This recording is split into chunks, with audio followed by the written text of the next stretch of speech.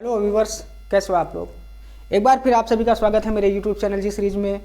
और ये जी सीरीज का 21वां पार्ट है, जिसमें आज मैं आप लोगों को प्रेजेंट कंटिन्यूअस टेंस के बारे में बताऊंगा। तो प्रेजेंट कंटिन्यूअस में आने वाले हर सेंटेंस को हम किस प्रकार ट्रांसलेशन कर सकते हैं इंग्लिश में। तो यहाँ पे आइए चलते हैं और देखते हैं कि क्या क्या इसमें होता है और कैसे हम इसका अनुवाद करेंगे।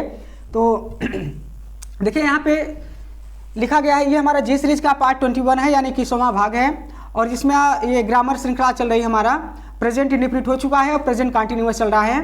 तो प्रेजेंट कंटिन्यूअस टेंस, ठीक है, प्रेजेंट कंटिन्यूअस टेंस जिसका मतलब होता है वर्तमान काल में, ठीक है, यहाँ पे काल नहीं लिखा गया है, तो वर्तमान काल में कार्य का जारी रहना। यानी प्रेजेंट कंटिन्यूअस टेंस में जो मतलब सेंटेंस मिलता है उसमें ऐसा लगता है कि इसमें कार्य जो है जारी है, चल रहा है। तो देखिए यहाँ पे हम इसकी क्या क्या पहचान होती है और आप लोग कैसे समझोगे कि हमारा प्रेजेंट कंटिन्यूअस है। तो यहाँ पे सबसे पहले आइडेंटिफिकेशन लिखा गया, ठीक है, जिसका मतलब होता है पहचान। पहचान क्या होती है? तो प्रेजेंट कंटिन्यूअस टेंस की पहचान होती है मुख्य क्रिया में रहा है, रही हैं, रहे हैं। ये हिंदी में पहचान मिलेगा, आपको ध्यान देना। किसी भी हिंदी के सेंटेंस में अगर आपको रहा, रही, रहे हैं ये सब आता है तो हमारा किस टेंस का होता है? Present continuous tense. ये तो हो गई पहचान हिंदी में। और आप लोग इसको अंग्रेजी में कैसे पहचानोगे? देखिए यहाँ पे हेल्पिंग वर्ब के माध्यम से जो है हम इंग्लिश में पहचानते हैं और हिंदी में जो है मेन वर्ब के माध्यम से पहचानते हैं। तो देखिए हेल्पिंग वर्ब क्या होता है, इसमें 3 हेल्पिंग वर्ब लगती हैं। प्रेजेंट कंटिन्यूअस टेंस में 3 प्रकार की सहायक क्रियाएं होती हैं, ठीक है। जो पहला होता है इज, और दूसरा होता है आर, और तीसरा होता है एम। तो हम इज का प्रयोग कहाँ करेंगे, आर का प्रयोग कहाँ करेंगे, एम का प्रयोग कहाँ करेंगे? तो देखिए मैंने इसके सामने लिख दिया है कि इज का प्रयोग हम वहां पे करेंगे जहां पे सब्जेक्ट हमारा ही हो, सी हो, इट हो, या किसी एक व्यक्ति का नाम हो, एक स्त्री का नाम हो, एक जीव का नाम हो। अच्छा, मैंने यहाँ पे जीव लिख दिया है। जीव में सारी चीजें, अब पंछी हो गए, कीड़े मकोड़े हो गए, बहुत से सारे, कोई भी जीव, मनुष्यों को छोड़ करके बाकी जितने भी जीवित प्राणी है सब, किसी एक का नाम अगर आता है तो वहां पे हम सहायक क्रिया इज का प्रयोग करते हैं। ध्यान देना आप लोग, इज का प्रयोग ही, सी, इट, किसी एक व्यक्ति, स्त्री, जीव या का नाम, ठीक है। और उसके बाद फिर हमारा जो दूसरा नंबर आता है आर, ठीक है।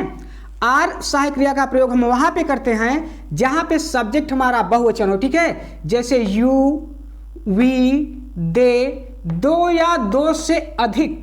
अब यहाँ पे जो मैंने स्पेस दिया है इसका मतलब हुआ व्यक्तियों का नाम हो, स्त्रियों का नाम हो, जीवों का नाम हो, ठीक है।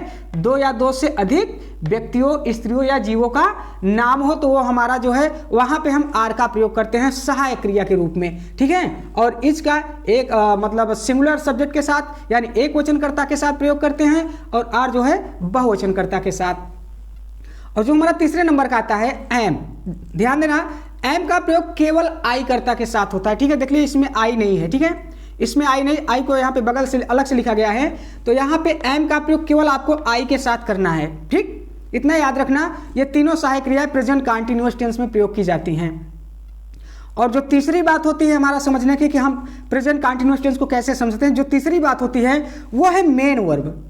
मेन वर्ब का मतलब क्या होता है? मुख्य क्रिया। मुख्य क्रिया जो होता है उसका चौथा पार्ट जो होता है ना, V4 जिसको बोलते हैं, यानी V1 में ING लगाने से, ठीक है, V1 में ING लगा रहता है। प्रेजेंट कंटिन्यूअस टेंस में जो मुख्य क्रिया प्रयोग होती है उसमें ING लगा रहता है, जो कि V1 यानी मुख्य क्रिया की प्रथम अवस्था में ING लगाने से बनता है। देखिए यहाँ पे मैंने लिखा है कि मुख्य क्रिया की पहली अवस्था में ING यानी इंग फॉर्म लगता है, ठीक है, तो हमारा प्रेजेंट कंटिन्यूअस टेंस में हो जाता है वो, ठीक है। तो ये पहचान हो गया। देखिए इसमें जो हमारा जो मेन टॉपिक है वो है पहचान। आपको पहले आने चाहिए कि क्या पहचान है, उसके बाद हेल्पिंग वर्ब आना चाहिए, उसके साथ उसमें क्रिया का कौन सा रूप लगता है वो, ये 3 चीजें आपको आने चाहिए, ठीक है। तो आइए यहाँ पे फिर, ये तो हमारा पहचान हो गया। अब देखिए कि हम प्रेजेंट कंटिन्यूअस टेंस को जैसे प्रेजेंट इंडेफिनिट में अफर्मेटिव, नेगेटिव, इंट्रोगेटिव में इसका अनुवाद करते थे, उसी प्रकार ये भी है। इसका भी अफर्मेटिव होता है, नेगेटिव होता है, इंट्रोगेटिव होता है। लेकिन खास बात यह है कि प्रेजेंट कंटिन्यूअस टेंस में हेल्पिंग वर्ब चाहे अफर्मेटिव हो या निगेटिव हो या इंट्रोगेटिव बराबर लगा रहता है, कंटिन्यू रहता है ये। जैसे प्रेजेंट इंडेफिनिट में हटा देते थे डू डज को, अफर्मेटिव में तो ऐसा नहीं है। इसमें तीनों सेंटेंसेस में जो होते हैं अफर्मेटिव, निगेटिव, इंट्रोगेटिव, इन तीनों में हमारी सहायक क्रिया जो है अनिवार्य रूप से रहेगी। तो देखिए अफर्मेटिव सेंटेंस, अफर्मेटिव का मतलब स्वीकारात्मक वाक्य, ऐसा वाक्य जिसको स्वीकार कर लिया जाए। तो देखिए इसका स्ट्रक्चर जो हमारा बन रहा है, कैसे हम अफर्मेटिव सेंटेंस आएगा तो हम कैसे ट्रांसलेशन करेंगे। देखिए यहाँ पे सबसे पहले हम लिखते हैं सब्जेक्ट को, ठीक है। पहले नंबर पे हमारा सब्जेक्ट आता है, दूसरे नंबर पे हमारा हेल्पिंग वर्ब जो है इज, एम, आर। ये लिंकिंग वर्ब भी है लेकिन उसमें मेन वर्ब नहीं रहता है, ठीक है। ये हेल्पिंग वर्ब हो गया जो कि हमारा दूसरे नंबर पे आता है। और तीसरे नंबर पे जो हमारा आता है वी फोर यानी मेन वर्ब आता है, ठीक है। ध्यान देना आप लोग सीरियल, एक नंबर पे सब्जेक्ट आएगा, दूसरे पे हेल्पिंग वर्ब आएगा और तीसरे पे मेन वर्ब। और जो चौथे नंबर पे आता है हमारा ऑब्जेक्ट आता है, ठीक है, कर्म जिसको बोलते हैं। उसके बाद फिर हमारा अन्य आ जाता है उसमें। तो देखिए एग्जाम्पल के जरिए यहाँ पे मैं एग्जाम्पल दे रहा हूँ एक, ठीक है। जैसे वह घर में सो रही है, वह घर में सो रही है। अब ध्यान देना यहाँ पे सबसे पहले, अब इसका ट्रांसलेशन करना है इंग्लिश में, ये हिंदी में लिखा गया एक सेंटेंस है, अब इसका अनुवाद हमें अंग्रेजी में करना है तो कैसे करेंगे। तो ध्यान देना सबसे पहले आपको टेंस पहचानना है। टेंस कौन सा है, सो रही है यानी रहा है, रही है, रहे है, यानी प्रेजेंट कंटिन्यूअस टेंस। और जैसे ही प्रेजेंट कंटिन्यूअस टेंस का बोध होता है आपको दो बातें याद रखनी है। एक हेल्पिंग वर्ब क्या होता है और मेन वर्ब का स्वरूप क्या होता है, ठीक है। तो सो रही है यानी प्रेजेंट कंटिन्यूअस टेंस। अब दिमाग वहां पे जाना चाहिए। अब देखिए सबसे पहले हम सब्जेक्ट ढूंढेंगे। सब्जेक्ट क्या है, सब्जेक्ट है वह, ठीक है। कौन सो रही है, वह। अब देखो वह हमारा एक वचन है कि बहुवचन। सबसे पहले हम वह की अंग्रेजी लिख लेते हैं, ठीक है। ही सो रही है, स्त्री है ना तो सी हो जाएगा, ठीक है, सी। अब देखिए जब सी हमारा सब्जेक्ट हो गया तो देखिए सी किसमें है, इसमें है तो हेल्पिंग वर्ब हमारा इज लगेगा, सी इज। अब ध्यान देना कर्ता हो गया हमारा, हेल्पिंग वर्ब हो गया तीनों में से, अब हमें वी फोर यानी मेन वर्ब लगाना है। मेन वर्ब क्या है, सो रही। ये सोना जो है ना यही हमारा मेन वर्ब है। तो स्लीप मीन्स क्या होता है, सोना होता है, सोना। और रही के लिए हम इसी में आईएनजी लगा देंगे।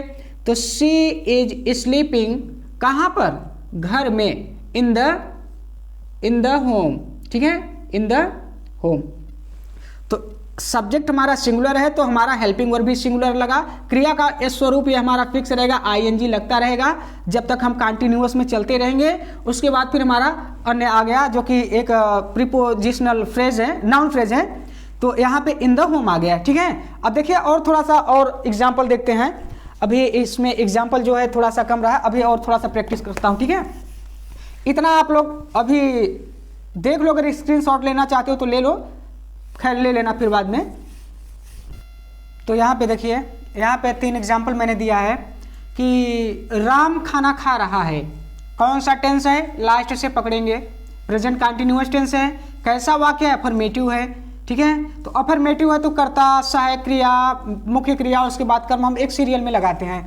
तो देखिए यहाँ पे राम खाना खा रहा है। कौन खाना खा रहा है, राम। राम हमारा एक वचन है या बहुवचन, एक वचन है।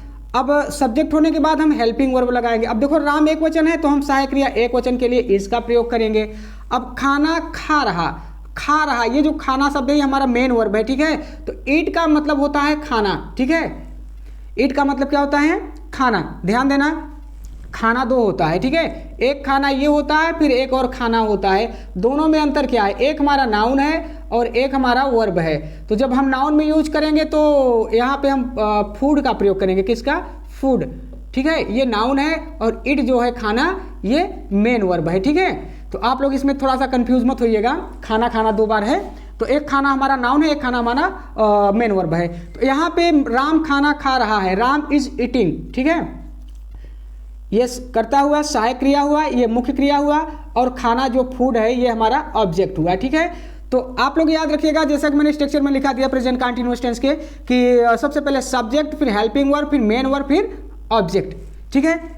सब्जेक्ट एक वचन है तो इज जो है सहायक क्रिया मैंने लगाया। अब दूसरा देखिए कि मैं किताब पढ़ रहा हूं। कौन सा टेंस है, प्रेजेंट कंटीन्यूअस रहा रही है इसमें। तो कौन पढ़ रहा है, मैं, सब्जेक्ट हो गया। अब आई के साथ मैंने बताया कि एम का प्रयोग होता है। आई एम, अब पढ़ रहा, पढ़ना क्रिया आ रहा है, ठीक है, पढ़ रहा, जिसमें रहा रही होता है वही हमारा मेन वर्ब होता है। तो रीड का मतलब क्या होता है, पढ़ना होता है। अब रहा के लिए हमने क्या लगा दिया इसमें, ING। तो आई एम रीडिंग, क्या पढ़ रहा हूं, किताब। I am reading a book, मैं एक किताब पढ़ रहा हूं, ठीक है। एक इसमें छिपा हुआ है, ध्यान देना। और फिर बहुत सिंपल है, बहुत हार्ड नहीं है, बस थोड़ा सा ध्यान देने की बात है।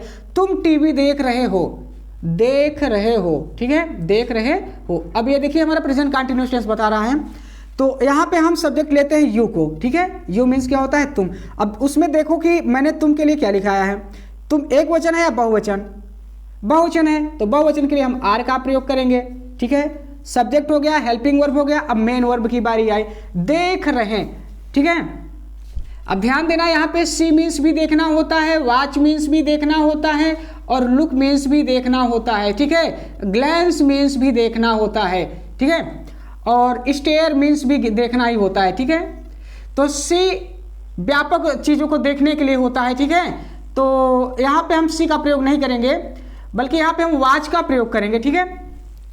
वॉच, क्योंकि टीवी हम बैठ करके देखते हैं, तो यहाँ पे हो जाएगा वॉच, ठीक है। तो वॉच मीन्स देखना होता है, तो वॉचिंग हो जाएगा, क्या हो जाएगा, वॉचिंग हो जाएगा आपका। तो यू आर वॉचिंग टीवी। अब इतना आपका एकदम एक सीरियल में होना चाहिए, उसके बाद फिर अन्य जो आते हैं जितने भी आएंगे सबको जोड़ते चले जाइएगा, ठीक है। तो यहाँ पे देखो ये हमारा अफर्मेटिव का हो गया, ठीक है। अगर मान लीजिए यही चीज आपको अगर निगेटिव में चेंज करना हो तो कैसे करोगे। अफर्मेटिव है, बार बार सूत्र लिखने से बढ़िया है, फार्मूला लिखने से बढ़िया है कि आप बस एक दो सेंटेंस में समझ जाइए, बाकी प्रैक्टिस करते रहिएगा, सब आएगा, ठीक है। तो यहाँ पे अब मैं आपको निगेटिव और इंट्रोगेटिव के बारे में बताऊंगा, ठीक है। तो थोड़ा सा आप लोग ध्यान से देखना और धैर्य के साथ बैठिएगा। तो यहाँ पे देखिए, यहाँ पे मैंने 4 एग्जाम्पल दिया है, 2 हमारा निगेटिव का है, ठीक है, और 2 हमारा इंट्रोगेटिव का है। बाकी नियम पिछले में सूत्र, पिछले जो है प्रेजेंट इंडेफिनिट मैंने सारा सूत्र लिखवा दिया था। अब यहाँ पे बस केवल आपको इतना ध्यान देना है, ठीक है, थोड़ा सा, कि मैं स्कूल नहीं जा रहा हूँ। नहीं से हमारा निगेटिव हो गया, तो आई हमारा हो जाएगा सब्जेक्ट, ठीक है। आई एम, जो नॉट लगेगा बस हेल्पिंग वर्ब और मेन वर्ब के बीच में लगेगा, ध्यान देना आप लोग। आई एम नॉट, जा रहा के लिए गो मीन्स जाना होता है, तो इसी में हम ING लगा देंगे, ठीक है। I am not going, school है तो I am not going to school हो जाएगा, ये हमारा हो गया निगेटिव, ठीक है। सब्जेक्ट हो गया, हेल्पिंग वर्ब हो गया, बीच में नॉट लग गया हमारा, और मेन वर्ब फिर ये जो है ऑब्जेक्ट हो गया। राधा घर में नहीं सो रही है। अब देखिए राधा कितने वचन का है, एक वचन है, तो राधा तब हम क्या लगाएंगे, सहायक क्रिया इज लगाएंगे, राधा इज। अब नहीं के लिए नॉट को हम यहीं लगाएंगे, हेल्पिंग वर्ब मेन वर्ब के बीच में लगाते हैं नॉट, ठीक है। तो Radha is not sleeping. Sleeping कहां से आया, यही जो सो रही है, इसलिए मैंने स्लीपिंग लगाया। घर में, इन द होम, ठीक है। ये भी हमारा निगेटिव कंप्लीट हो गया। प्रैक्टिस करोगे आ जाएगा, सब कुछ है नहीं, बस आपको जो मेन चीज याद करना है बस उसको आप याद करिएगा। क्या मैं स्कूल जा रहा हूं, क्या मैं स्कूल जा रहा हूं, इंट्रोगेटिव है। क्या पहले होता है, तो जिस टेंस का वाक्य होगा उसी टेंस की सहायक क्रिया आपको लगाना है। जैसे उस पहले वाले नियम में प्रेजेंट इंडेफिनिट में डूडज लगाते थे, क्योंकि वो प्रेजेंट इंडेफिनिट का था। अब यहाँ पे जो है रहा रही आ रहा है, तो हम रहा रही के लिए जो सहायक क्रिया होगी उसको लगाएंगे। सब्जेक्ट क्या है, आई है, आई है तो सहायक क्रिया क्या लगाएंगे, एम लगाएंगे। फिर हम सब्जेक्ट को लिखेंगे आई एम आई जा रहा हूं, am I going to school. बहुत सिंपल सा नियम, कुछ हार्ड नहीं इसमें, बस थोड़ा सा प्रैक्टिस की जरूरत है। तो am I going to school, क्या मैं स्कूल जा रहा हूं, मैं स्कूल क्यों जा रहा हूं। अच्छा, क्या पहले होता है, तो सहायक क्रिया पहले लगाते हैं। अगर वही प्रश्न सूचक शब्द वाक्य के बीच में आ जाए, आंख बंद करके पहले प्रश्न सूचक शब्द की अंग्रेजी लिख लीजिएगा, वाई, क्यों। अब प्रेजेंट कंटिन्यूअस है, तो प्रेजेंट कंटिन्यूअस है तो उसकी सहायक क्रिया लगाओ। क्या है, मैं है, तो वाई के लिए हम एम का, मैं के लिए मैं एम का प्रयोग करूंगा, वाई एम आई। फिर उसके बाद जा रहा क्रिया गोइंग टू स्कूल हो जाएगा हमारा यहाँ पे, और ये हो गया हमारा ट्रांसलेशन। तो आपको जो ध्यान देने वाली बात है कि आपको पहचान याद रखना है, मुख्य क्रिया का स्वरूप याद रखना है और थोड़ा सा प्रैक्टिस करते रहना है। कुछ है नहीं, अगर आप लोग कहोगे तो अगले वीडियो में इसका ढेर सारा एक्सरसाइज करवा दूंगा। और ये वीडियो मेरा कैसा लगा आप कमेंट बॉक्स में कमेंट जरूर करिएगा। अगर वीडियो को आप पहली बार देख रहे हैं तो सब्सक्राइब कर देना, बेल आइकन को दबा देना और अपने दोस्तों को शेयर कर देना। फिर मिलते हैं अगले वीडियो में एक नए एक्सरसाइज के साथ, जो कि भी प्रेजेंट कंटिन्यूअस का ही रहेगा। तब तक जय हिंद।